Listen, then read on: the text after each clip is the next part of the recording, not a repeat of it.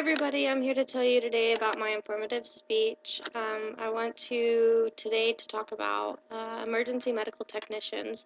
The reason why I'm talking about this today is because this is my career path that I'm pursuing currently, and this is eventually what I want to be in the end field. I want to be a paramedic. I'm going to go ahead and start off by talking about the levels of emergency medical technicians. The first level is going to be a basic, which is what I currently am. A basic is simply one semester of schooling after you finish the basics in college. Your basics in college are going to be your normal classes like your English, your math, all that stuff. Currently, I'm finishing speech in order to enroll in the paramedic program. The next level is optional. It's going to be your emergency medical technician, your intermediate status. The intermediate is optional. You can either go to intermediate to paramedic, or you can just skip to paramedic. Most people prefer to do either or. The reason why you would skip to paramedic is just simply to get higher pay grade and to learn to do cardiac issues. Intermediate is going to be 2 semesters of schooling plus your basic classes as well. It's going to be your English, your math, all that. So the next thing that I'm going to talk about is your paramedic schooling. Your paramedic school is going to be your 1 semester for basic, and then 3 semesters for paramedic.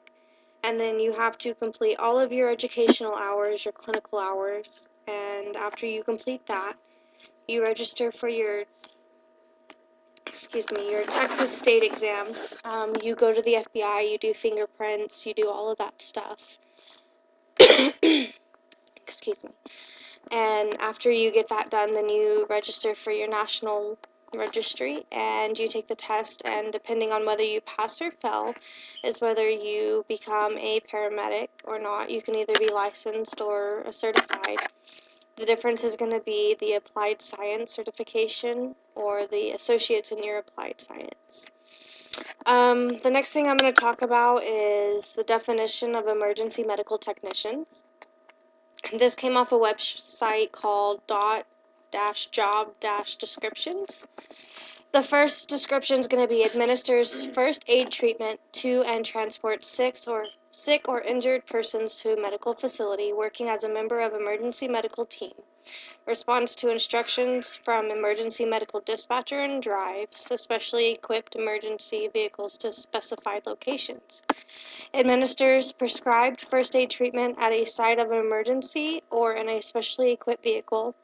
Performing such activities as applications of splints, administering of oxygen or intravenous injections, treatment of minor wounds or abrasions, and administration of artificial resuscitation. Assist treatment of center admitting personnel to obtain and record information related to victims' vital statistics and circumstances of the emergency. That's just a little brief description. The different scenes that we respond to several different scenes. The scenes involves adults to pediatrics or even newborn babies.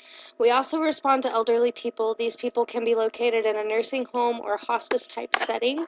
The following slide is going to show you a trauma scene.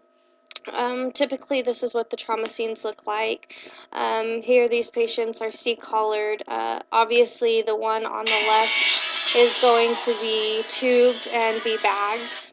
An IV is, of course, started. I'm not really for sure what happened to these patients. These are just some different ideas of what we deal with on a trauma scene. Nursing homes and hospice settings. Of course, we all want to think that the nursing home setting does involve, the elderly people racing on their wheelchairs.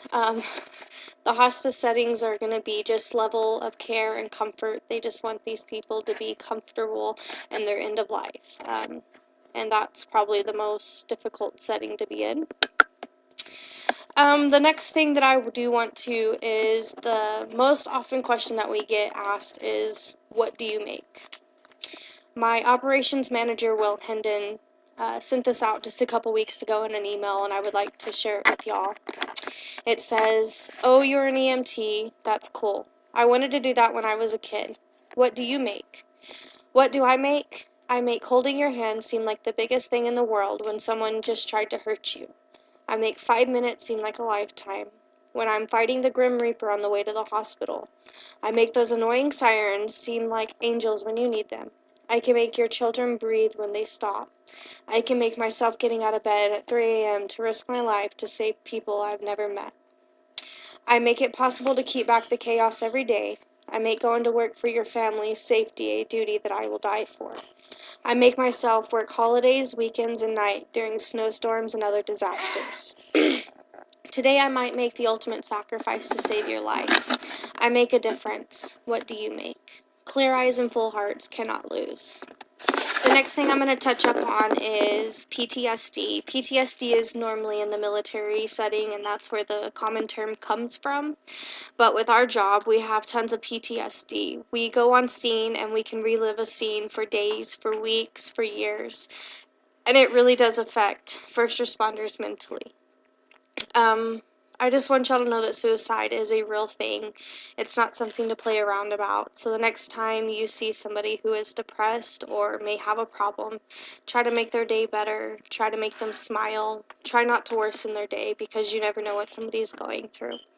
Thank you for listening to my speech. I hope you guys enjoyed it. I can't wait to see all y'all's speeches, and I hope you enjoy your semester. Thank you.